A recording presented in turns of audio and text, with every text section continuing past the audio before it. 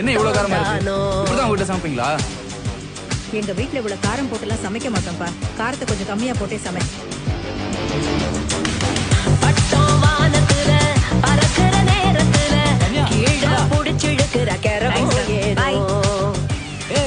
இன்னைக்காவது மறக்காம சாப்பிடுறீ. பாய். அப்புறம் இந்த வாடி போடின்னு சொல்றதெல்லாம் உங்களுக்குள்ளேயே இருக்கட்டும். மத்தவங்க முன்னாடி பொண்டாட்டிய வாங்க போங்கன்னு சொல்லி பழகு.